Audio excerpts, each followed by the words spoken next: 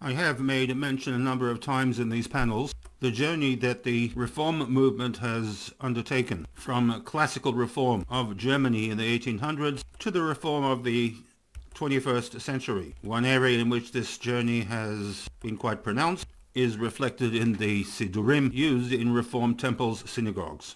In the original Union Prayer Book, there was virtually no Hebrew, and relative to the topic at hand, the publishers sliced out the entire set of Birchat HaShachar. In the Mishkan Tfilah Siddur, printed in the United States of America in the year 2007, the Birchat HaShachar have been reinstituted. Having said that, however, there still remains vestiges of classical German thinking, as, for example, the fact that the three SheAsani brachot have not been included.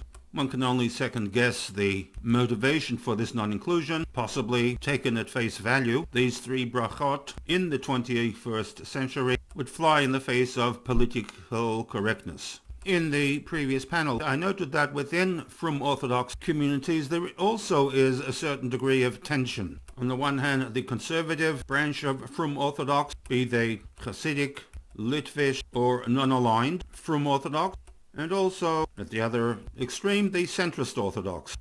Both groups within the Frum Orthodox orbit subscribe to Halachic Judaism. However, on many of the social issues, centrist Orthodox has taken a more lenient position, especially with respect to issues that relate to the women of the Frum Orthodox community. Picking up on a point made in the previous panel, while the general approach in the Hasidic and Litvish camps retained the Nusach as had been practiced for many centuries, namely the three brachot of SheAsani Goy, SheAsani Aved, and SheAsani Isha were retained in the Birchat HaShachar. Within the centrist Orthodox, and might I point out, still within the Frum Orthodox camp, tensions arose with respect to the inclusion of the bracha of SheAsani Isha.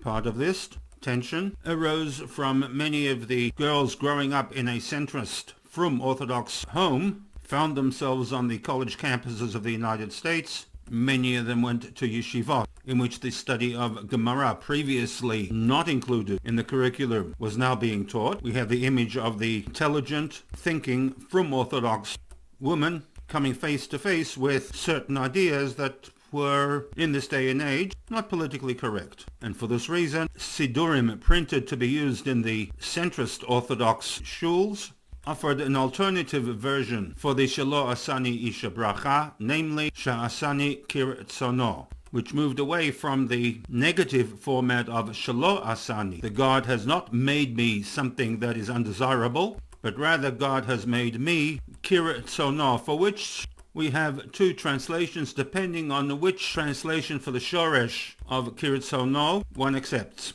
Reish Tzadik Hey has multiple but linked translation options.